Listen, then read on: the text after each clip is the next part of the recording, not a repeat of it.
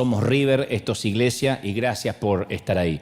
La semana pasada yo mencioné que dije que me encantaría volver a tener 25 años, pero con la experiencia y el cerebro que tengo hoy. Creo que la mayoría soñamos con eso, ¿no? Tener otra vez la juventud, pero con la experiencia de hoy. No me gustaría volver a tener la cabeza de chorrito de los 25. Me gustaría tener esta cabeza, pero con un cuerpo más joven. Y si yo pudiera regresar en el tiempo, si pudiera volver el tiempo atrás, tuviera esa facilidad y dejarle una nota escrita a mi versión Dante de 25 años, esto es lo que le escribiría. Le diría, definitivamente Dante, invierte tu vida otra vez en servir al Señor. No lo dudes, porque te va a dar mucha satisfacción, mucho favor, y no escuches a nadie más que a Dios. No escuches a nadie, ni a derecha ni a izquierda, solamente enfócate en lo que Dios quiere. Y cuando Dios te ponga al frente de una congregación, yo escribiéndole esto a la edad que tengo al Dante de 25, ¿no? Le diría, cuando Dios te ponga al frente de una congregación, no te copies de los demás, lee la Biblia con asombro, mira a Jesús con ojos nuevos, porque vas a ser tentado constantemente a hacer lo que quieren los demás, vas a ser tentado constantemente a compararte con lo que hacen otros y eso te va a frustrar, pero tienes que hacer lo que le agrada a Dios. Eso me diría en una carta. Dante, los años van a pasar volando, mucho más rápido de lo que imaginas, y estarás cara a cara con Dios mucho más rápido de lo que piensas, así que no dejes que la gente, las expectativas ajenas o la comparación te desvíe de tus convicciones. Esa sería la carta que yo me enviaría a mí. Por eso pensaba, insisto, que si pudiera tener 25 años otra vez, estoy seguro que haría muchas cosas distintas, muchas cosas diferentes, porque yo me regalé la autenticidad recién a los 40 años, o sea, casi anteayer, pero no antes. Yo volvería a tener juventud, obedecería a la voz de Dios al 100%, no escucharía a nadie, pero mantengo la idea que nunca es tarde para enfocarse, nunca es tarde para regresar al camino. No podemos decir, bueno, la vida se me pasó. Por eso Dios siempre nos habla, porque jamás es tarde cuando Dios está en la ecuación. Yo pensaba esta semana, imagina que entras a un restaurante a celebrar que Argentina salió campeón, porque aunque no eres argentino tienes que celebrar cuando hay un buen equipo, y pides carne argentina, carne a la Messi, ¿no? Y 20 minutos después regresa el mesero con un plato de burritos, diciendo que son los mejores burritos que vas a comer en tu vida, ¿no? Un plato de tacos o pupusa, lo que sea. Estoy seguro que le devolverías el plato porque eso no fue lo que pediste y ni siquiera se parece a lo que acabaste de ordenar. Y antes de la pandemia, antes de marzo del 2020, antes de ese fatídico marzo del año que se fue, yo te confieso que muchas veces sentí que eso es lo que hemos hecho muchos líderes con la Iglesia de Cristo, cambiar el plato. Dios nos dio a conocer su orden muy explícita. Y los que estamos en los negocios divinos del reino, estamos porque un día Dios nos llamó a predicar. Eso es lo que orábamos. Quiero salvar almas, ayudar a salvar almas.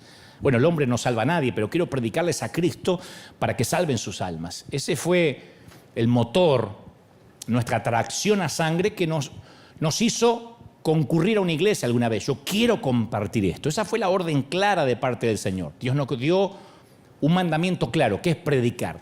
Y nos indicó en la Biblia con toda precisión y con toda claridad lo que deseaba a través de sus mandamientos. Pero, imagino, no quiero pensar que nuestra arrogancia, sino nuestra torpeza, nosotros pensamos en algo que a lo mejor funcione mejor. Cambiamos el plato.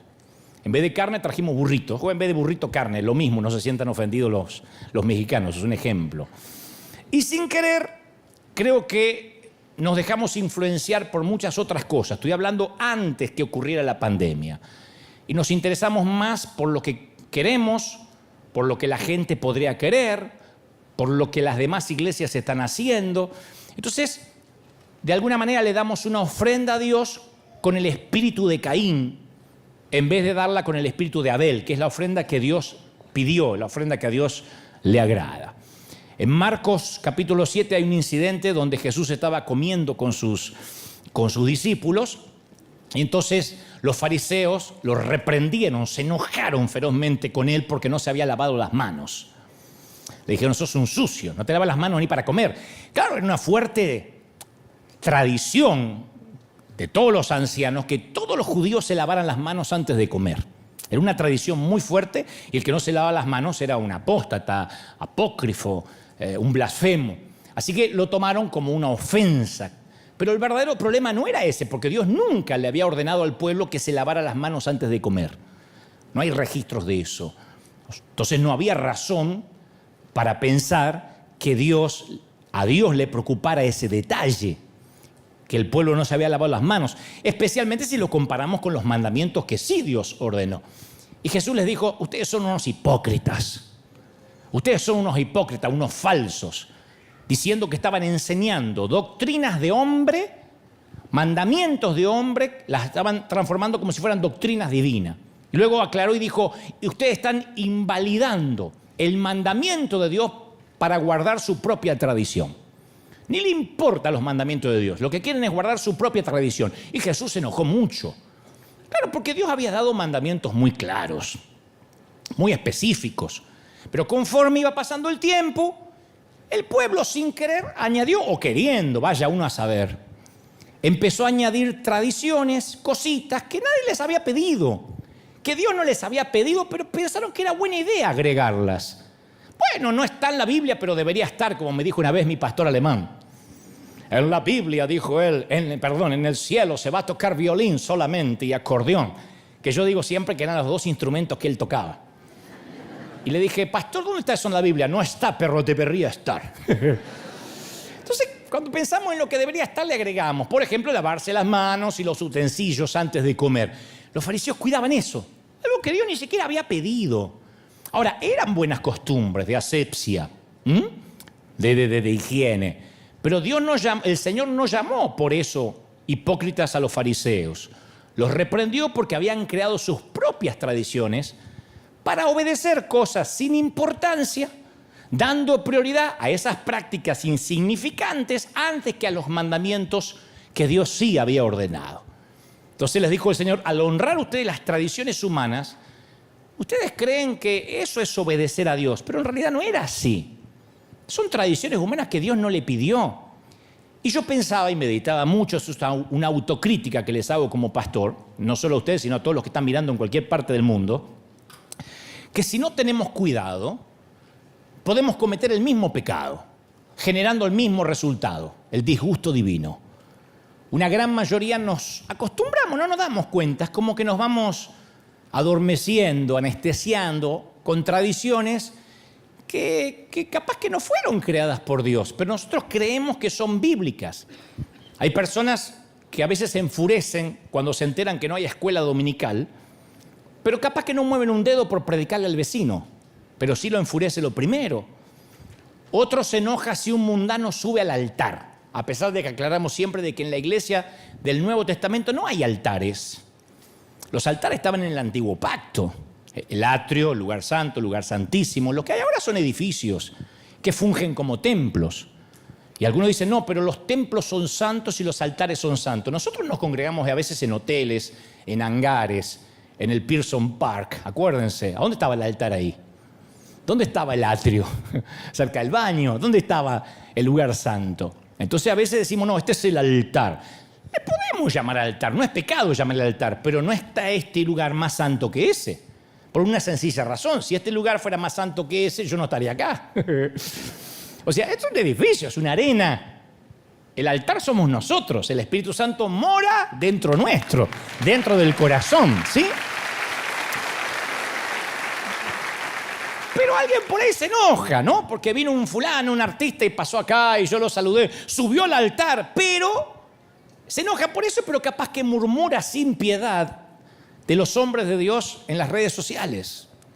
Otros hacen rabieta por la música o por las luces, mientras que le da lo mismo si se ayuda o no se ayuda a las viudas y a los huérfanos. No tiene empatía, pero sí le molesta la tradición o cuando se quiebra lo que él cree que es una doctrina, que es solo una tradición. Entonces muchos se ofenden si no hay una Santa Cena una vez al mes. ¿Cómo que acá no hay? A veces nos dicen por teléfono, ¿cómo que no hacen Santa Cena los primeros domingos del mes? Pero capaz que desconocen el mandamiento, ayúdense unos a otros a llevar sus cargas y así cumplirán la ley de Cristo, Gálatas 6:2. Capaz que no llevan la carga de nadie, pero están cuidando una tradición, que es como una manera de equilibrar cierta santidad, entre comillas. Y puedo seguir hablando de los que se quejan de los ujieres, de la cara de los de seguridad, del tiempo que dura el servicio. Y son los mismos que no han hablado de su fe a otros, capaz en meses o en años. Hay gente estéril que en la vida le predicó a nadie. Hay gente que ni siquiera sabe quién es Jesús. Así que es imperativo que conozcamos qué es lo que nosotros queremos y qué es lo que quiere Dios, lo que Dios ordena. Porque no es lo mismo. No es lo mismo que nuestros deseos que los deseos de Dios. Esto no quiere decir que nuestros deseos sean malos, pero son gustos que deben pasar a segundo plano. Hay gente que le gustan las iglesias pequeñas, por todo lo que la iglesia pequeña conlleva.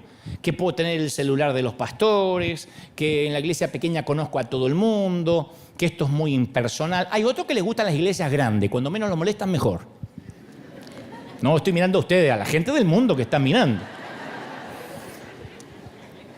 Hay algunos que les gusta esa relación simbiótica, pegajosa, de saber dónde está la hermana Carmelota que hoy no vino, que tenía un lunes. Y otros dicen no. Pero es un gusto, no podemos hacer de eso una doctrina, un dogma, ¿no? Entonces tenemos que saber qué es lo que Dios enfatiza y cuáles son nuestros gustos. Si a las 11 de la noche tu nene de 8 o 9 años tiene mucho sueño, te dice que está cansado, y en vez de decirle que vaya a dormir, él te dice, o por ejemplo, él te dice, mami, quiero un café, porque no aguanto más de sueño. No le vas a dar un café, lo vas a mandar a dormir. El ir a dormir es la solución para el sueño, no un café. Pero a veces le damos a la gente lo que quiere, no lo que necesita. Y si uno le da a la gente lo que quiere, ¿qué pasaría si le damos a los hijos lo que quieren? Una vez yo le dije a los padres que no le digan lo que nos decían a nosotros. No tengo, porque mi papá parecía un ratón, no tengo. Pa, no tengo, decía. Yo pensé que me llamaba no tengo. Hay que decirle, sí tengo, pero no quiero. No es el momento. Pero no podés comprarme, no te alcanza. Sí que me alcanza, pero no te voy a comprar. Hacé mejor tus tareas, no vivas en el iPad. Hay reglas, tienen que saber que sí tenemos, pero no queremos, no es el momento. Y Dios no nos puede dar todo lo que nosotros queremos cuando queremos, ¿no? Sino nos tiene que dar lo que necesitamos. No sé si viste alguna vez el programa de televisión Acumuladores, que son los que acumulan cosas en la casa, tienen una fobia. Y acumulan, de modo, acumulan tanta basura que no pueden ni caminar luego en sus propios hogares. Y a mí me consta que antes que se desatara la pandemia, yo hablo con muchos pastores, con muchos líderes y con mucha gente de otras iglesias, mucha gente se sentía sofocada, especialmente en nuestra América Latina, por todas las actividades de la iglesia, que estaban involucrados en células, tenían que ir a las reuniones de oración, a las reuniones, estaban sofocados, habían acumulado un montón de actividades. Entonces yo pensaba, imaginemos si la iglesia depurara todo, se hiciera minimalista y quedara nada más solamente con un grupo de personas que vienen los domingos y se entrenan para salir a predicar, para salir a compartir el evangelio, al vecino, al ser querido, en la oficina, en la universidad, en donde sea. Predicar, bautizar y enviar. Predicar, bautizar y enviar. Imagina si la iglesia fuera como los Hechos de los Apóstoles. Predicar, bautizar y enviar. Nada más. Algunos dicen, no, esto es ridículo, eso solo. Y para otros sería la iglesia ideal. Una iglesia que está enfocada, minimalista. Predicar, bautizar y enviar. Predicar, bautizar y enviar. Que son los mandatos claros del Señor. Lo demás lo acumulamos. Y durante el 2020, los que oímos finito, descubrimos que las cosas que a lo mejor le añadimos a la iglesia para mejorarla son las mismas que sin querer terminaron desplazando a Dios del centro. Y yo reconozco que algunos de esos complementos que le añadimos a la iglesia surgieron por la falta de fe, porque en el inconsciente decimos, tal vez Dios no se va a mover. Por eso llenamos nuestras iglesias con un montón de actividades para tratar de retener a la gente por si Dios no hace nada. por si Dios no aparece. Y a la larga no funciona. A la larga, a la gente que llega porque está emocionada con alguna actividad, después encuentra la misma actividad en cualquier otro club o en cualquier otra iglesia y se fue. Porque el que llega por un entretenimiento se va a ir por falta de entretenimiento o porque le aburre. La gente llega a la iglesia porque busca algo sobrenatural. ¿Es así, sí o no? Porque buscamos sentir algo que no se siente en ninguna otra parte, sentir la presencia de Dios. Alguien tiene que decir amén. Yo siempre dije que si uno combina un buen orador con un buen grupo musical, la gente va a llegar. Pero no significa necesariamente que el Espíritu Santo esté obrando en la vida de las personas que asisten. No es necesariamente una iglesia sobrenatural. Casi todas las iglesias dicen que tienen el Espíritu Santo. Pero la gente a veces no sale de la iglesia con admiración por Dios, sino capaz que admirando el servicio, al predicador, la música, el café, los uniformes, los baños, qué sé yo. Entonces la pregunta es, para saber si realmente somos una iglesia sobrenatural, la gente, cuando nos conoce durante la semana, que no sabe que venimos a River Arena, o en tu caso, en tu casa, a la iglesia donde vayas, ¿sabe de inmediato que somos cristianos cuando nos ve? ¿Notan una diferencia con los inconversos? Nos miran y dicen, este tiene algo distinto. Romanos 8:9 dice, sin embargo, ustedes no viven según la naturaleza pecaminosa, sino según el Espíritu de Dios que vive en ustedes. O sea, si soy cristiano, hay un sello. El Espíritu Santo vive dentro mío. Mi vida no debería ser explicable sin el Espíritu Santo. Primera de Corintios 6:19 dice, ¿acaso no saben que el cuerpo es el templo del Espíritu Santo, quien están ustedes, que han recibido de parte de Dios? O sea, si nuestros cuerpos son el templo, el hogar del Espíritu, la gente de lunes a sábado lo nota. Si yo te digo que tuve un encuentro con Dios y Dios me dio un don de jugar al fútbol sobrenaturalmente superando a Messi y al Chicharito, ¿no esperarías que yo juegue sobrenaturalmente, que haga goles y que sea un genio con la pelota? Claro, si te digo que tuve un encuentro con Dios y que Él me dio el don de jugar al fútbol, tú vas a decir, bueno, quiero ver eso. Y si yo salgo a jugar y soy un tronco, como soy, ¿no estás en derecho a cuestionar la validez de mi encuentro? ¿No estás en derecho a decir, mira, yo no creo que Dios te haya salido al encuentro y te dio ningún don porque pateas para el arco contrario? Entonces la gente tiene derecho a validar si somos una iglesia real cuando nos mira la vida. La gente debería vernos y decir, estos tienen el Dios verdadero. Realmente el Dios de esa persona es el verdadero. Entonces, alguien pregunta, ¿se sorprendió por tu paz en medio de la pandemia? Alguien te dijo, che, no puedo creer, están todos muertos de miedo. Y bueno, tomás las precauciones, claro, no es andar por ahí en los peores momentos sin tapabocas, pero qué paz que tenés. Ah, sí, porque si me muero tengo la vida resuelta. O dijiste, ay no, Satanás se levantó, esto es el diablo. Ay. Y te agarró un pánico. ¿Alguien se sorprendió al ver tu gozo? Pero no tu gozo en el cumpleaños, tu gozo en el panteón. Tu gozo en la sala de cuidados intensivos. Me estás diciendo, pero ¿cómo voy a estar gozoso ahí? Hablo no el gozo de la carcajada, no te vas a estar riendo en un cementerio, pero digo, tu gozo, tu paz, tu tranquilidad. Bueno, ya está. Se fue con el Señor, eso es lo que predicamos, porque ahora voy a decir, ¿qué pasó? ¿Por qué? Yo tengo paz. Tu manera de ver la vida. ¿Alguien se sorprendió por tu manera de ver la vida? ¿Te envidiaron el dominio propio que tienes? Cuando alguien te insultó en la calle, cuando no te pagan, cuando te estafaron, el dominio propio, que no dije el demonio propio, sino si te envidiaron el dominio propio. Y yo he visto a gente que cree que el fruto del Espíritu es otra cosa. Ahí es cuando decimos, no, mira fulanito de tal, yo veo sus frutos, refiriéndonos a las multitudes o a la fama. Pero la Biblia dice que el fruto es uno solo y de ese uno se desprenden varios ingredientes, incorpora varios ingredientes. El fruto, no los frutos, el fruto del Espíritu es amor, alegría, paciencia, amabilidad, bondad, fidelidad, humildad, dominio propio. Entonces la pregunta es, ¿tenemos más fidelidad y amabilidad que los mormones que conocemos? que los testigos de Jehová que conocemos. Somos diferentes, la gente nota algo. ¿Tenemos más dominio propio que los amigos musulmanes? ¿Tenemos más paz que los budistas? ¿O estallamos si a cualquier se rompe un vaso y hacemos un escándalo? ¿Tenemos más gozo que los ateos, que los inconversos? Si el Espíritu vive en nosotros, ¿no deberíamos ser diferentes a los demás? ¿No deberíamos ser distintos? A mí me viene siempre a la mente el servicio que hicieron, el culto que hicieron los profetas de Baal a Baal, su Dios. Tuvieron una hermosa reunión, un hermoso servicio con música que duró desde la mañana hasta la tarde. Y dice la Escritura, pero nadie prestó atención, dice la Biblia, nadie les respondió. Después dice, Elías oró y cayó fuego del cielo. Y mi parte favorita de la historia, cuando todo termine, la gente dice, Él es el Dios verdadero. Realmente el Dios de Elías es el Dios verdadero. Ese es el que hace caer fuego. La gente valida. Lo dijeron. Qué buen orador Elías. ¿Viste? Elías es muy ungido. ¡Ah! Sabían que lo que pasó no podía ser manipulado por Elías. No lo podía generar. Y yo digo siempre, si la gente, no importa si vienen porque vieron en las redes, si vienen porque quieren escuchar a Dante, si vienen porque les gustó la música. El tema es qué se llevan cuando se van. La carnada no importa.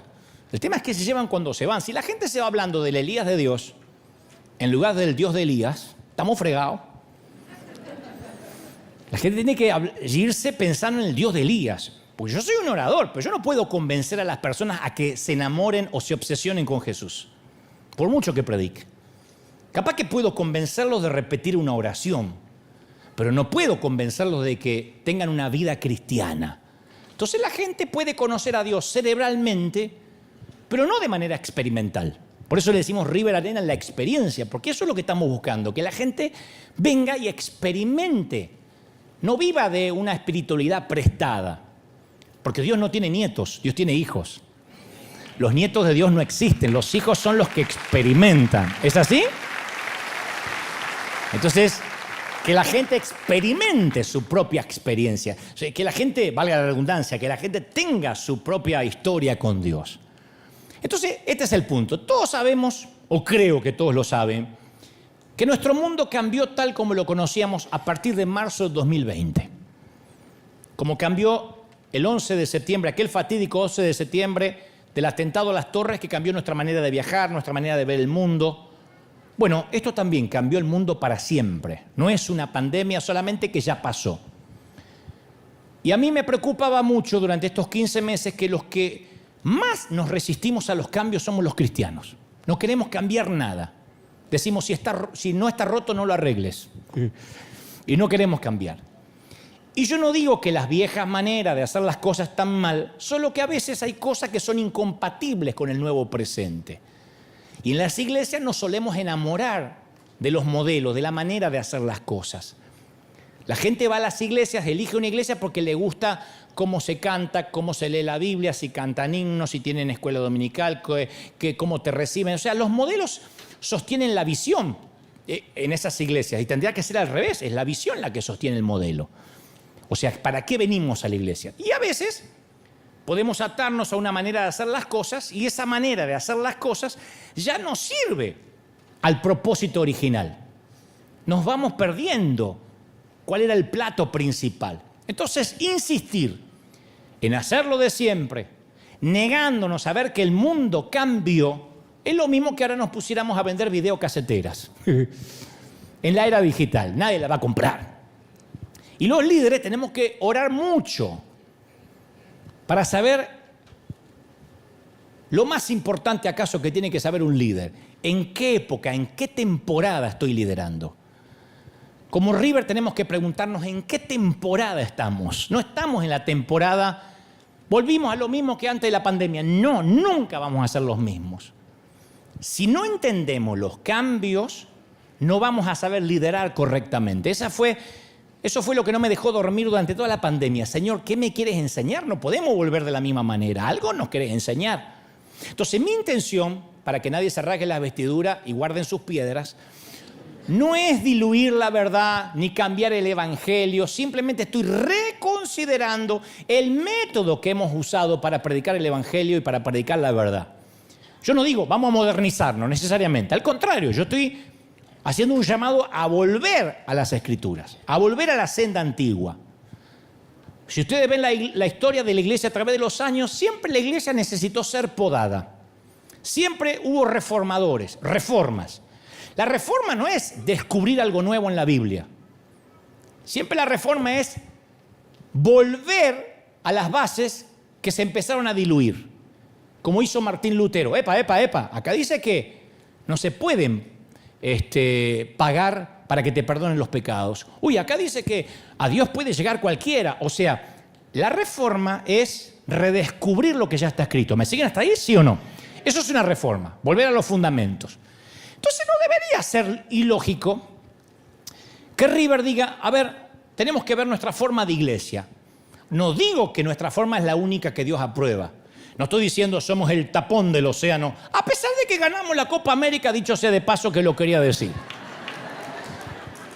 No, pero deberíamos estar preocupados por dejar de lado cualquier elemento que pueda alejarnos del corazón de Dios. Como me dijo una vez Carlos Anacondia, Dante, siempre que prediques, predica a Cristo y no te equivocas nunca. Vos podés predicar de Salomón, podés predicar de David, podés predicar de Ezequías, pero la unción está cuando hablas del Señor. Cuando hablas de Jesús, no te equivocas nunca. Ese es el corazón del Señor.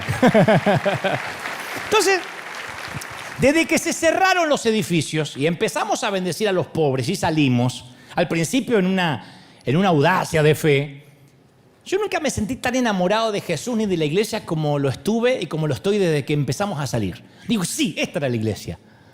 Ustedes vieron recién, los que están acá, la carita de la gente diciendo, no tenía para comer. Yo digo, si no hacemos esto, ¿para qué nos congregamos?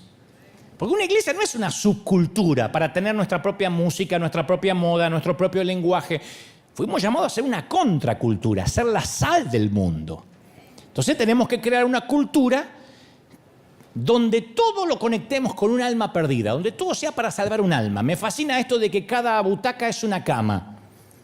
¿Vieron cómo faltaban camas en el peor momento de la pandemia en nuestros hospitales? Bueno, a mí se me ocurrió pensar, cada butaca es una cama. Por eso es que ahora no sentamos pastores en la fila. No es que los echamos los pastores, ahí están todos. Pero le dijimos, imagínate que vas a un hospital y la cama está ocupada por un médico. Entonces dijimos, todo el que venga temprano se va a sentar adelante, como aquí los amigos de San Diego, como los que vinieron de lejos, como los que están de Texas, como los que vinieron de Guatemala, porque las almas es lo que nos importa. Alguien tiene que decir amén, ¿sí? Entonces nunca nos podemos olvidar del objetivo como cristianos. Entonces no tenemos que actuar como si nuestro papel fuera convencer a los que ya están convencidos. Porque a veces actuamos como que hay que agradarle a otros creyentes, como que hay que agradarle y caerle bien a otros cristianos. Y yo pienso que cuando llegue el día, que no debe faltar mucho, ya estoy más cerca de ese día que de la cuna, en que tenga que enfrentar cara a cara al Señor, Él me va a hacer una sola pregunta. No me va a preguntar si el coro era grande, cuán lujosos eran los baños, si teníamos ministerio de damas, cómo se vestían los sugieres. Él me va a hacer solo una pregunta. ¿Cuántos de mis hijos heridos y rotos has traído a casa contigo? ¿A cuántos los conduciste hacia mí? Esa va a ser la pregunta que me va a hacer a mí, te va a hacer a ti. Tenemos solo una posibilidad, una sola vida. Nuestras energías, nuestras actividades, nuestra siembra, nuestras acciones tienen que estar relacionadas siempre con un alma, con gente perdida. Filipenses 2:1 dice, por tanto, si hay algún estímulo en Cristo, algún consuelo de amor, alguna comunión con el Espíritu, algún afecto, alguna compasión, haced completo el gozo, siendo del mismo sentir, unidos en espíritu, dedicados a un solo, digan conmigo, uno solo, fuerte, uno solo, un solo propósito. Quería que me repitan porque en la pandemia estuve más solo que Kung Fu y no me repetía nadie, pero estaba buscando dónde meter una repetición. Un mismo propósito, servir, predicar. Predicar, bautizar, enviar. Entonces, la pregunta es, ¿venimos a la iglesia, muchachos, gente linda, maravillosos, hombres y esposas y mujeres solteras, todas muy delgadas después de la pandemia? ¿Venimos a la iglesia con la intención de servir? Yo sé que muchos de ustedes vienen a la iglesia, tienen la vida muy ocupada, y llegan a la iglesia buscando un lugar de descanso, ¿no? Como un oasis donde dicen, me quiero relajar. Pero si la iglesia se trata de sentarte y dejar que yo te alimente, estás equivocado. La iglesia no es sentarte y a ver qué me da. Porque Dios promete que aquellos que sirven y dan son mucho más bendecidos. Y aquellos que solo aprovechan lo que los demás le dan son las personas más miserables de la tierra, porque solamente quiere que le den. Entonces el crecimiento es algo que se ve en cualquier organismo vivo. No deberíamos esperar eso, digo, de la iglesia, pero no crecer en números, sino que me consta de muchas congregaciones que semana a semana van a la iglesia, están las mismas personas, escuchan el mismo mensaje, nos vemos el domingo que viene y seguimos haciendo exactamente lo mismo, esperando resultados diferentes. La gente no crece, las mismas conversaciones, dígale que está a su lado, cómo está, en poder de ser, Dios está aquí, aleluya, pisa la serpiente a Satanás, no bese a la suegra, y siempre lo mismo. Nos vemos la próxima semana. Si no hay fruto, paz, benignidad, amor, fe, templanza, mansedumbre, dominio propio, no será el tiempo de un cambio. Pablo dijo en Efesios 4:16, conforme al funcionamiento adecuado de cada miembro, produce el crecimiento del cuerpo para su propia edificación. O sea, la única manera que una iglesia alcanza madurez es cuando todos funcionan, cuando todos sirven. Si dejamos el objetivo que todos tenemos que predicar, que todos tenemos que traer almas a Cristo, estamos condenados al raquitismo espiritual, a la inmadurez perpetua, crónica. Vos imaginate que todos los graduados de Harvard terminan trabajando en McDonald's. Todos. ¿Quién invertiría una fortuna para mandar sus hijos a Harvard si después van a trabajar en un negocio de comida rápida? Se supone que si van a Harvard, salen profesionales listos para competir con posiciones de alto nivel. Entonces, de la misma manera, Pablo esperaba que la iglesia produjera gente santa, valiente, dice él en Efesios 4:13, trabajadores, inmutables ante la tentación, ante las falsas enseñanzas, con convicciones firmes. Pablo dice, y creciendo a la estatura de la plenitud de Cristo. Porque para eso fueron a Harvard.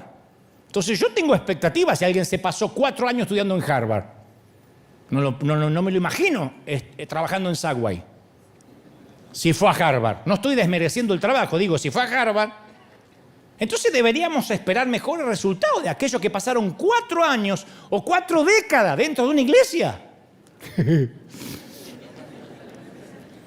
¿Qué es la iglesia? Lo que producimos. En última instancia, lo que producimos. Porque nos concentramos tanto en que la gente entra a la iglesia que no pensamos en lo que está saliendo de la iglesia. Siempre estamos pensando en los que van a entrar. ¿Y qué sale de la iglesia?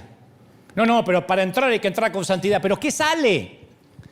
Porque si no, el propósito de la iglesia es solamente existir, no producir. ¿Para qué existimos? Los sapos existen, los perros existen. Los creyentes no existen, producen. Mira, nadie me dice amén, pero me están mirando, qué lindo. Entonces, ¿estamos produciendo discípulos maduros que se parecen a Cristo en el servicio a los demás? ¿Estamos desarrollando gente cuya principal característica sea el amor? De manera que cuando lo ves decís, este es de River, no hay otra manera. Lo vi manejar, lo vi responder, lo vi pedir el café. Esto no es lo que pedí. Quiero que me lo devuelvan. Yo pedí capuchino. Me voy a servir al Señor.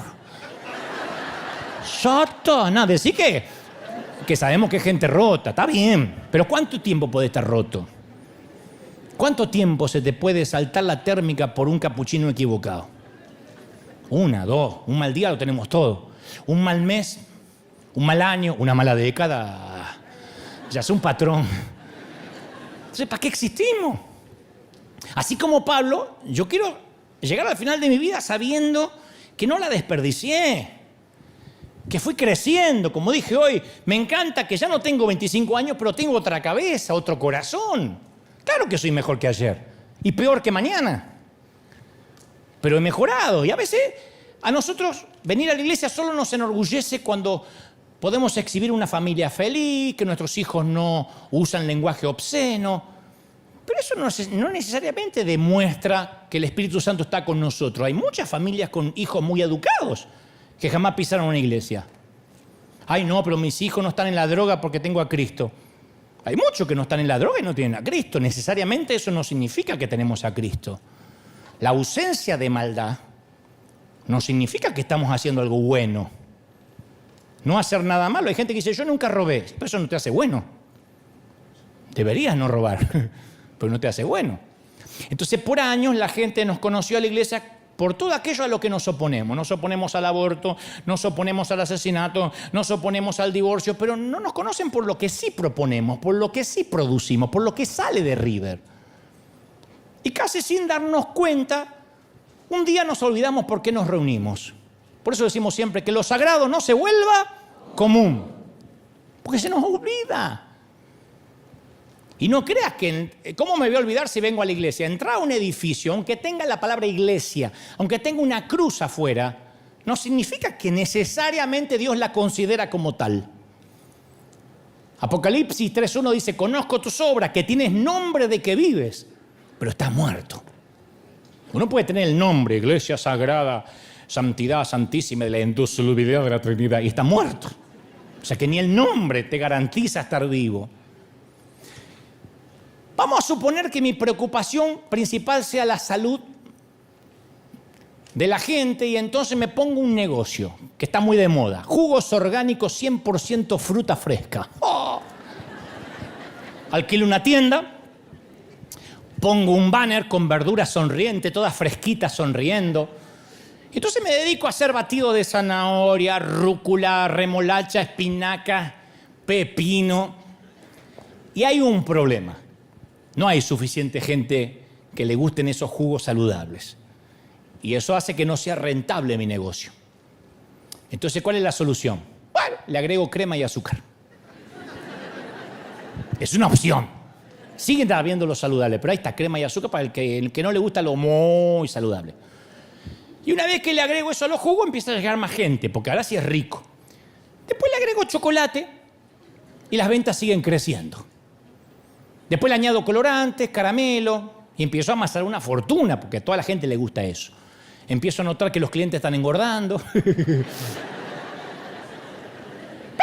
por 20 centavos más le agrando el vaso chorreando fructosa y luctosa. Porque mi negocio, de tener mi deseo de tener un negocio lucrativo, opacó mi meta original, que era ofrecer bebidas saludables. Entonces, en cualquier momento estoy obligado a quitar el cartelito de frutas frescas así. O lo que es peor y más patético, me quedo con el cartel. Y me quedo con el nombre de que vivo, pues estoy muerto. Nos seguimos llamando iglesia y no producimos nada. Y este es un panorama muy común, porque el tener que venir a la iglesia para que nos digan que hay que salir a predicar y hacer algo no es muy popular, no atrae gente. Entonces nosotros comenzamos a meterle el edulcorante y en un punto le agregamos tantas cosas que ya no podemos llamarla iglesia. Hay gente que viene a la iglesia por la reunión de jóvenes, o venía. Hay otros que vienen porque acá hay cuidado de niños y se iban al parking house, no todos, pero dejaban los niños, se iban al parking house a comer, lo buscaban 4 horas después. Algunos niños todavía están ahí, jamás lo vinieron a buscar. Como 4 o 5 ya tienen pelo en las patas y dicen, ¿qué haces? ¿Cómo te va? Lo dejaron a los 5 años, tienen 14. Pero le agregamos cosas y nos olvidamos que algún día queríamos vender fruta fresca. Otro ejemplo, si tienes un niño de 10 años, pregúntale quiénes querrían venir a su cumpleaños si no sirvieras nada, ni siquiera pastel, para estar con él, con el homenajeado. Que los niños que aman a tu hijo vengan a pasar tiempo con él, que traigan su regalo, por supuesto, pero nada de juego, nada de comida. Pasarla con él. Y luego preguntarle cuántos vendrían si pones videojuegos, toro mecánico, un jumping, dulces sin límite. Vienen hasta los chicos de otros colegios. Viene alguien así y dice, pero usted no es chico. No, pero vengo a jugar. Dice. Así que, supongamos que armás un gran reventón y pones de todo. Tu casa es Disneyland para el cumpleaños de tu hijo. Imagina que durante la fiesta te acercas a tu hijo y le decís, ¿cómo te aman los niños? ¿Viste todos los que vinieron a verte? ¡Ah! Es un insulto. ¿Realmente tu hijo se va a tragar que fueron al cumpleaños por él? ¿A pasar el día con él? ¿Y no es eso en esencia lo que le hacemos a Dios? Porque hemos aprendido que a veces para que la iglesia se llene, hay que hacer reuniones divertidas para jóvenes, reuniones divertidas, noches de pupusa, reuniones para solteros, festival del burrito. Hay que hacer un montón de cosas. Y después decimos, mira Dios, cuánta gente viene a verte. Saca el burrito y no hay más Dios. Mira la gente que te viene a ver. ¡Ay, se está llenando! ¿De verdad pensamos que Dios se lo va a tragar? ¿De verdad pensamos que Dios se lo va a tragar? Si solamente dijéramos que nos vamos a reunir para orar y de acá salimos a predicar al barrio, ahí se sabrían los que vienen por amor a Dios. Lo damos cuenta siempre. Cuando hay evangelismo es un grupito así. Cuando vamos a orar es un grupito nomás. Nunca pudimos pasar 20 personas que oran. Porque es un cumpleaños sin pastel. Y creo que mucho lo hacemos con buenos motivos, porque lo único que queremos es que la gente vaya a la fiesta de Dios. Pero eso querría Jesús. Insisto, si Dios lo hiciera a su manera, ¿le gustaría que las iglesias estuvieran llenas de actividades? ¿O Él desearía que la gente venga a la iglesia porque el Espíritu Santo, aunque venga menos gente, porque ahí está el Espíritu Santo y hay una experiencia con Él y te cambia la vida y Dios te habla y Dios te toca? ¿Estamos de acuerdo, sí o no? En el libro de Malaquías, el pueblo se había aburrido de la adoración. En el libro de Malaquías, se había aburrido. Y la respuesta de Dios a eso no es pacífica, ¿eh? Cuando el profeta Malaquías hizo un llamado a la devoción, a la verdadera adoración, Malaquías 1:13 dice, ¡qué fastidio es esto!, dijo la gente. Literalmente. Y el Señor dijo, habéis dicho qué fastidio. Me despreciáis. Trajiste de ofrenda lo cojo, lo robado. Presentaste una ofrenda defectuosa. ¿Crees que la voy a aceptar? La gente no veía la adoración como un privilegio, sino como una obligación. ¿Otra vez hay que ir a la iglesia? No, si es 4 de julio. Dice Malaquías, ¿no? Entonces, Dios dijo, está bien, no la quiero. ¿Qué haríamos nosotros los líderes? Che, la gente se está quejando en la fila, dice que están esperando mucho. Tenemos que hacer algo para que no se ofendan, si no se nos van a Saddleback, se van. La respuesta de Dios fue diferente. Estaba tan ofendido que prefirió que se cierre el lugar, literalmente. Malaquías 1:10 dice, oh, si hubiera entre vosotros quien cerrara las puertas para que no se encienda mi altar en vano. No me complazco con vosotros, ni de vuestra mano aceptaré ofrenda. Que se cierren las puertas para que en vano no esté encendido mi altar. Que se cierren los templos. ¿No te suena? Piel de pollo. ¿No te suena? Que se cierren los templos si en vano se enciende mi altar. Si van para buscar novia. Si la motivación es porque hay noche de fiesta. Si la motivación es porque regalan cosas. Que se cierren las puertas. Porque para él es un insulto. Entonces, no nos cae la moneda de lo raro que es llamarle a alguien cristiano si nunca le predicó a nadie. Si solo venía a la iglesia a recibir. Yo sé que no podemos forzar a nadie a predicar, pero algo tendríamos que poder hacer.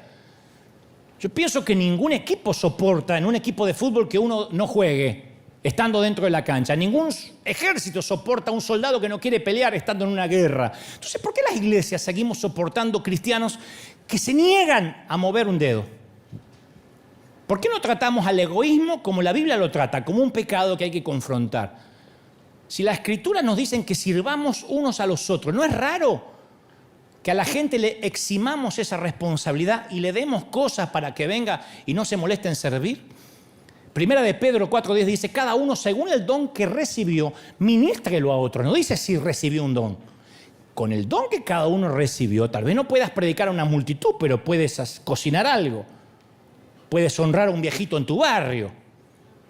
Administren lo que se les dio en la multiforme gracia de Dios, Santiago 4:17. Porque el que sabe hacer lo bueno y no lo hace es pecado. El que sabe hacer el bien y no lo hace es pecado. Entonces en nuestra iglesia van a ver que confrontamos la inmoralidad sexual, nos escandalizamos de un divorcio, porque una persona promiscua no representa a Cristo, pero tampoco representa a Cristo el que no sirve. Es un pecado que tenemos que confrontar si queremos que la iglesia sea la representación del cuerpo de Cristo. Alguien tiene que decir amén. El fundamento de la iglesia primitiva era lo que más le gustaba a Dios, porque ellos lo que hacían era extraordinario. Era tan atractiva que no había nada en el mundo que les hacía competencia. Nunca se había visto. No eran ni luces, ni música. Hechos 2:42 dice, todos los que habían creído estaban juntos. Tenían todo en común, vendían sus bienes, sus propiedades y las compartían según la necesidad de cada uno. Y día a día estaban unánimes en el templo compartiendo el pan, con alegría, con sencillez del corazón, hallando favor en el pueblo. Y el Señor estaba tan feliz que añadía los que iban a ser salvos. ¿Cuántos sueñan con una iglesia así? ¡Es maravilloso! Entonces alguien que hablé hace poco me dijo, un líder que respeto mucho, me dijo, ¿sabes qué agradezco que llegó la pandemia? Un pastor. Dice, porque el COVID nos ordenó los patitos a algunos.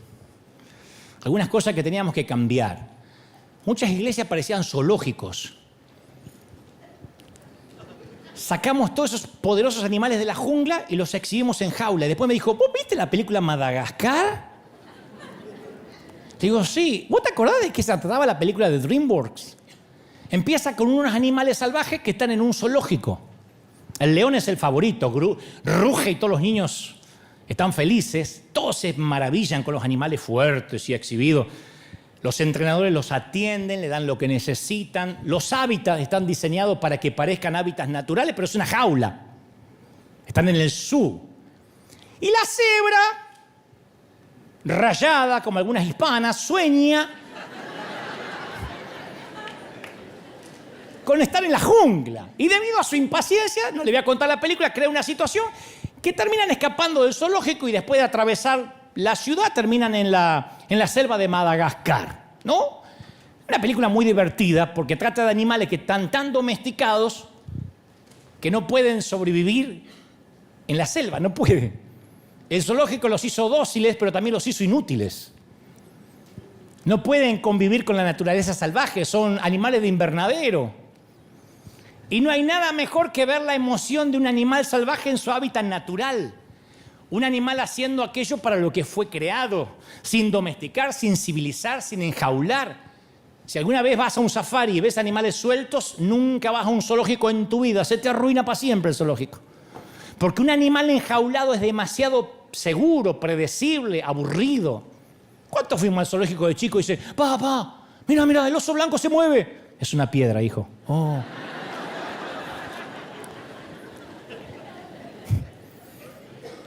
Y yo me pregunto si las iglesias no le hemos hecho a la gente lo mismo que le hacen los zoológicos a los animales. Porque los sacamos del hábitat natural. Venga a la iglesia y domestíquese en el nombre de Cristo. Y le quitamos los riesgos. No se contamine más con el mundo. Dejo a mis inconversos, a mis parientes inconversos. Déjelos. A ver si ponen el tequila y se tienta. Anulamos los peligros. No tenga comunión con las tinieblas. ¿Qué hace hablando con un mundano? Y al final somos un montón de cristianos enjaulados. Somos Madagascar. Y todos anhelamos más, pero nos acostumbramos a la seguridad de la jaula. Dígale que está a su lado, Dios te bendiga, estoy feliz, aleluya. Jugamos. Y en algún punto nuestro peregrinar espiritual, como la cebra, decimos, tiene que haber algo más. No puede ser esto. Esto es un chiste. Tenemos una añoranza primitiva por vivir fuera de los barrotes. Y la jaula se abre cuando entendemos que Jesús no murió para mantenernos seguros, para que las iglesias sean un refugio del miedo. Jesús murió para que seamos peligrosos, radiactivos, para que prediquemos, para que lleguemos hasta como un río que se extiende. ¿Cuánta gente dice, pastor, ore para que Dios haga un vallado a mi alrededor, que el enemigo no toque mi familia? ¿Y cuántas veces le pedimos oración a un líder para que ore para que nos haga peligrosos? Ore para que donde yo vaya lleve el evangelio. No, siempre un vallado, que no nos toquen. A mí me gustaría terminar los servicios y sentir que los envío a vuestros hábitats naturales a causar estragos. Vayan, cebras rayadas. Leones y bueno, y todos burros. Una vez yo pregunté si creían que los ángeles asignados, porque tenemos ángeles asignados, dice el Salmo 91, ángeles de la guarda, como lo quieran llamar, si los ángeles que tenemos asignados se aburrían a veces con alguno de nosotros. ¿Bostezarán los ángeles? ¿Pedirán recambio? ¡Ay, sacame! Se levanta el creyente. Y el ángel dice, oh, tantas cosas para hacer me encajan en este.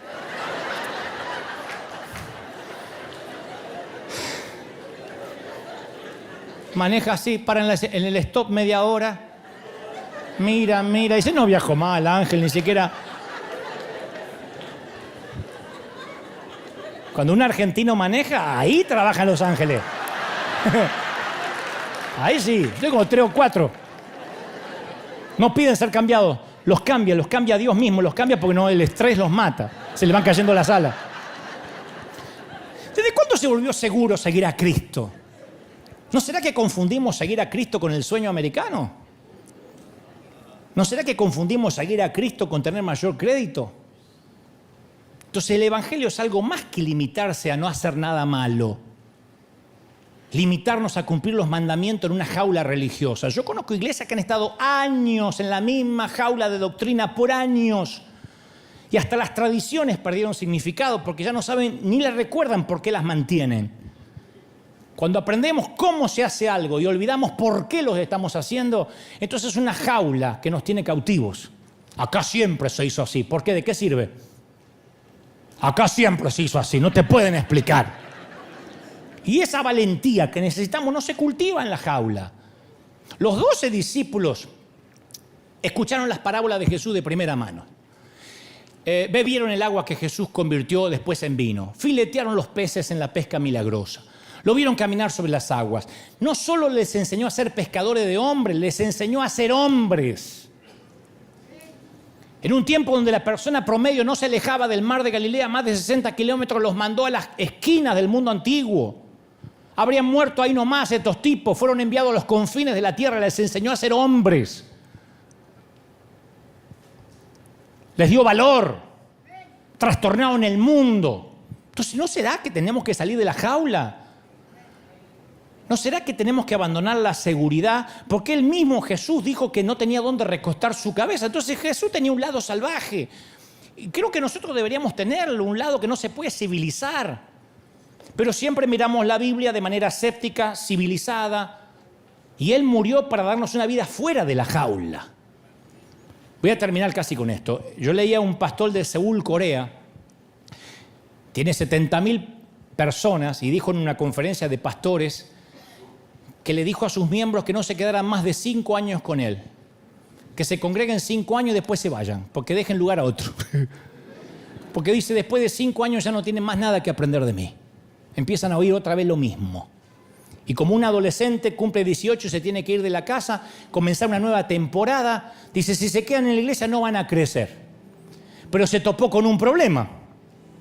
El problema es que se negaron a irse del zoológico. Eran creyentes de invernadero que estaban sobreviviendo porque estaban en un clima controlado, ¿no? Y no eran capaces de sobrevivir fuera del zoológico. Eran creyentes de Madagascar. En Pekín hay muchos líderes que pastoreaban en iglesias clandestinas, subterráneas. Y a medida que fue disminuyendo la opresión en China y existió más libertad, las iglesias se hicieron públicas en China. Muchas de ellas celebran servicios, como lo hacemos aquí, y les fue muy bien, pero leía los informes que estos pastores se desanimaron mucho porque hablaban de los buenos tiempos cuando la gente arriesgaba sus vidas, arriesgaban de que los mataran, hacían discípulos. Ahora lamentaba la manera en que la gente llegaba a los servicios, se sentaba cómoda y esperaban que los alimentaran.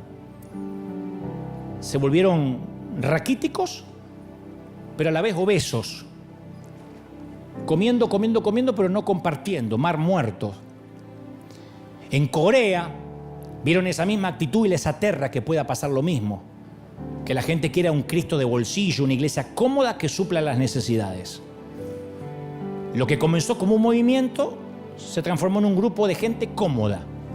Yo me acordaba cuando fuimos a Uganda, el único viaje que hice a Uganda, después fueron otros hermanos de aquí, pero yo cuando fui a Uganda con un equipo, los jóvenes oraban y me traducía Michael y oraban que los enviara Dios a lugares peligrosos. Anhelaban morir como mártires. Yo nunca había visto algo así. Entonces le dijimos que las iglesias de América no son como las de ellos. Fue vergonzoso tratar de explicarle que aquí la gente se reúne una vez a la semana, que tiene que haber buen estacionamiento, que la gente no te aguanta más de 2 horas porque el corazón soporta lo que aguanta la cola. Le conté la tendencia de cambiar de iglesia de la gente. Dice, ¿por qué se cambian? Y hay mejor música, mejor cuidado de niños. Hay jóvenes que se van porque allá hay un grupito de jóvenes donde se juntan a tomar cafecito. Y a medida que narramos la vida del creyente en Estados Unidos, empezaron a reírse. Yo me sentía un comediante contando la realidad. Yo describía la iglesia de acá de Estados Unidos y según mi experiencia ellos se reían. Y ellos encontraban muy gracioso que leyendo las mismas escrituras tuviéramos un comportamiento tan incongruente. Un pastor de Filipinas, su iglesia tiene 30.000 miembros, dijo que solía enviar misioneros a Estados Unidos a prepararse, pero que nunca más volvería a cometer ese error. Me dijo que esos aspirantes cuando estaban un tiempo acá ya no querían volver más a Filipinas. Una vez que probaban las comodidades, iban a iglesias donde le pagaban un sueldo, criaban a sus hijos en los colegios de aquí, no los movías ni con una orden judicial. Por eso digo que a veces se necesita un extraño para que nos muestre estos problemas tan evidentes. Ahora este pastor entrena a sus misioneros en Filipinas, en un ambiente sin comodidades, enfocados en la misión, en un ambiente salvaje. Y tal vez estamos cómodos en el zoológico, descartamos el mundo salvaje como que eso es la vida mundana y no nos sentimos seguros fuera del zoológico. Y en lugar de producir misioneros o de producir poderosos valientes que vayan hasta los confines de la tierra, estamos produciendo tipos de 30 y pico que viven con los padres y que dicen, en esta iglesia no hay reunión para jóvenes solteros adultos, de verdad. Macho. Estamos produciendo tipos de 30 y pico, ofendidos porque no hay reuniones para jóvenes adultos. No puedo relacionar. La solución no es construir jaulas más grandes y elegantes. Tampoco renovar las jaulas para que parezcan ámbitos naturales. Para que juguemos a la selva.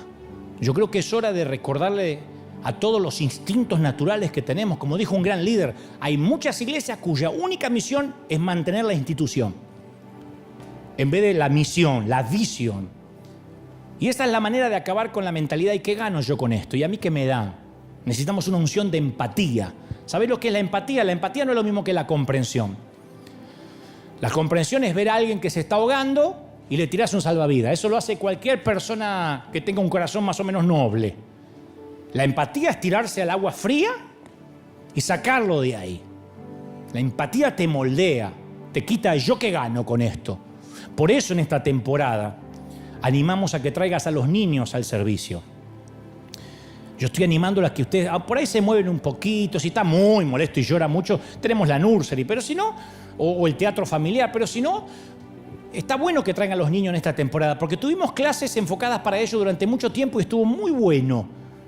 Pero esta pandemia nos enseñó, más que nunca, que los padres tenemos que tomar el timón de la vida de nuestros hijos. ¿Es así o no? Los niños tienen dones que pueden edificar el cuerpo de Cristo. Tienen dones. Y cuando los niños oran por los adultos es algo maravilloso. La fe con la que ellos oran. Necesitamos recordarle a nuestros niños el poder que tienen. Por años, hasta educamos a los niños como si se tuvieran que abstener del sexo, del alcohol y todo lo que no hay que hacer. Y les construimos jaulitas pequeñas para protegerlos. Y cuando son adolescentes les hacemos reuniones divertidas para que no se vayan de la iglesia. Y yo creo que los niños desde chiquitos tienen que vivir esta experiencia. Se aburrirán a veces, se dormirán otras veces, pero creo que le tenemos que dar más libertad y menos domesticación. Decirle, quiero que vayas a la iglesia y recibas la experiencia, recibas al Espíritu Santo, quiero que te llenes. Y todos, o nadie, todos Alguien tiene que decir amén. Vamos a entrenar a nuestros cachorros. En lugar de mantenerlos en una jaulita protegida en el zoológico. Ahora, no me malinterpretes, termino. Nuestros zoológicos son impresionantes, los animales han aprendido a rugir acá adentro. En algún congreso de empoderamiento hasta alguien cree que está en la selva. ¡Ah, conquistaremos! Y el lunes vuelve a la ratonera. Pero tenemos que dejar de construir zoológicos. A meses de haber llamado a sus discípulos, Jesús los envió. No estaban totalmente capacitados, no eran perfectos, pero parte del entrenamiento era que fueran. Yo no voy a esperar que seas pastor para que prediques. Él los envió. Jesús esperaba que fueran a proclamar el arrepentimiento, a echar fuera demonios, a sanar. Y les dijo que los estaban enviando como ovejas en medio de lobos. Que no se hicieran problema por lo que iban a hablar, que Él pondría palabras en tiempos de prueba. Una misión peligrosa. Los estaba enviando. Era parte del entrenamiento. Por eso pudieron llegar a todo el mundo. Los envió y yo los quiero enviar. Esto no es obra de un grupito en Lighthouse, otro grupito en Granero. Tenemos que salir, tenemos que considerar que a lo mejor el estar cómodos, capaz que no es la mejor forma de entrenar líderes audaces. Tenemos que atraer a las personas.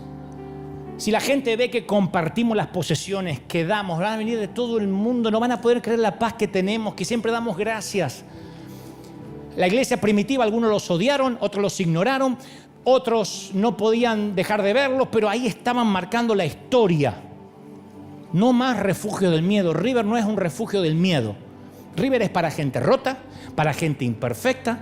River es para cebras rayadas, para burros, para ratones, para leones, seguidores de Cristo peligrosos, que moldeen la cultura. Vamos, celebra a Cristo. Que moldeen los noticieros, las salas. Vamos, celebra, dale un aplauso a él, que componga canciones, que hagan películas, que redacten normas. Necesitamos más innovadores, menos comentaristas, menos críticos, más creadores, menos politólogos y más presidentes. Dios necesita que esa sea nuestra herencia. Somos River, somos un río que no se detiene. Alguien tiene que decir amén. ¡Aleluya! Y yo quiero pedirte que si no tienes a Cristo y aquí y en el mundo, lo recibas ahora en tu corazón. Porque estos que han trastornado el mundo han llegado hasta aquí, dice la Biblia. Y hemos llegado aquí para trastornar al mundo, no para reunirnos en una sinagoga 2 veces a la semana. Hemos llegado al mundo. Y a todos los que miran del mundo y a los que están aquí, digan conmigo: Señor Jesús, entra en mi vida. Cambia mi corazón. Perdona mis pecados. Anota mi nombre en el libro de la vida. Gracias, Señor. Amén. Judío, musulmán, ateo, católico, testigo de Jehová, budista, no sabes cómo te ama el Señor. ¿Cómo no te va a amar si en sus manos te tiene esculpido? Te ama, princesa. Te ama, príncipe. Te ama tanto el Señor. ¿Te das una idea de lo que te ama? A pesar de que la religión te dice que no te ama el Señor, por eso te habla así. Y quiere enviarte con tus errores, con tu matrimonio que no sabes ni cómo arreglarlo, con los hijos que te salieron medio torcidos, con la suegra en casa, con el auto que no arranca, la cafetera que no funciona. Como te vaya la vida, así Dios te dice: va, predica. Si esperamos ser santos y perfectos para empezar, no podemos hacer nada. Pero Dios quiere que salgamos de la iglesia de Madagascar y seamos la iglesia de Cristo, la iglesia primitiva. Que salgamos a revolucionar el mundo. Todos pueden hacer algo. No hace falta amueblar una casa para bendecir una familia. A veces un plato, un paquete de arroz puede marcar la diferencia entre la vida y la muerte. A veces el honrar a un viejito, el pasar tiempo con él, el invitar un café al que está enfrente en la línea de Starbucks, el dejar pasar al otro carrito. Pase, señora, la veo muy apresurada y usted está más nerviosa que yo. Yo tengo gozo y paz. Cuando hacemos una bobería de esa, aunque parezca una bobería, le podemos cambiar la vida a alguien. Y si River empieza a hacer esto, se va a correr el rumor de que hay una iglesia muy parecida a la iglesia de los Hechos. Una iglesia que realmente vive en el hábitat natural. Me sorprende a mí que en CNN yo entrevisto celebridades, oigo hablar con Rafael, nada menos que el cantante español, y la gente me dice: ¿y está convertido? Porque no entiendo por qué hablas con él. Me sorprende que la gente viva dentro de una jaula y que no pueda compartir, que no sean bilingües. que si le sacan el idioma cristianés ya no se pueden relacionar con nadie. A mí me fascina hablar con ateos, con inconversos, con mundanos, con empresarios que insultan y yo los miro y me sonrío y no respondo igual. Y me dice, vos no te enojás por nada. No. Y eso es lo que hace que ellos quieran saber quién es el Dios verdadero del cual yo predico, que el que yo tengo, el que está en mi corazón. ¿Estamos, sí o no? Mira, que Dios te bendiga, que Dios te guarde, que haga resplandecer su rostro sobre ti, firme como... No se vayan ustedes, que esto para la gente del mundo.